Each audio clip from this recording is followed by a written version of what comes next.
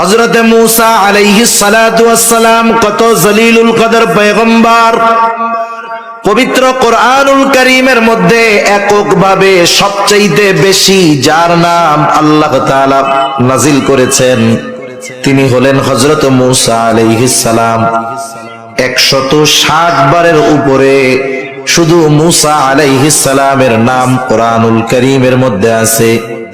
শুধু তাই না, তিনি তো এমন জলিলুল কদর পয়গম্বর যিনি সরাসরি তুর পর্বতে গিয়ে আল্লাহ তাআলার সাথে কথা বলতেন। আল্লাহ তাআলা বলেন, ওয়াকাল্লামাল্লাহু মূসা তাকলিমা। আল্লাহ রাব্বুল আলামিন মূসা আলাইহিস সালামের সাথে সরাসরি কথা বলতেন।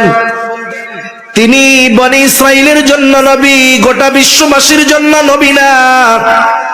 বরং ইহুদিরাও এই দাবি করে যে মূসা আলাইহিস সালাম শুধুমাত্র ইহুদিদের জন্য নবী, বনি ইসরাইলের জন্য নবী। আমাদের আদি পিতার নাম কি একটু বলেন না?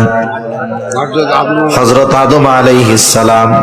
এটা কিন্তু আকীদাগত বিষয়, কারণ নাইলে একদল মানুষ চিন্তা করবে আমাদের আসল পিতার নাম ভুলায়া বানর রে বাপ বানায় দিতে চাইবে, ঠিক না? হযরত আদম আলাইহিস সালাম মানব জাতির পিতা, কোনো সন্দেহ নাই।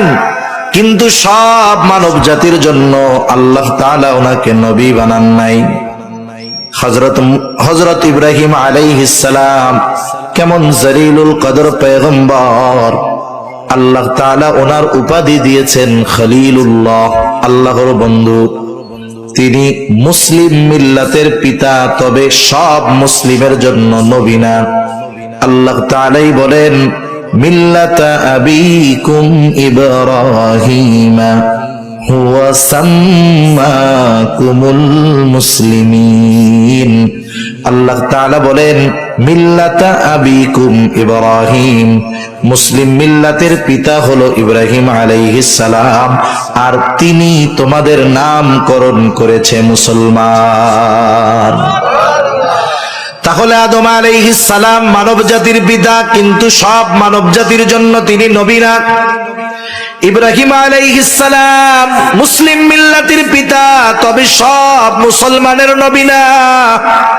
কিন্তু আমার আপনার নবীর ব্যাপারে আল্লাহ তাআলা কি বলেন? আল্লাহ তাআলা কোরআনুল কারীমের মধ্যে বলেন, নবী আপনি বলেন, কুল ইয়া আইয়ুহান নাসু ইন্নী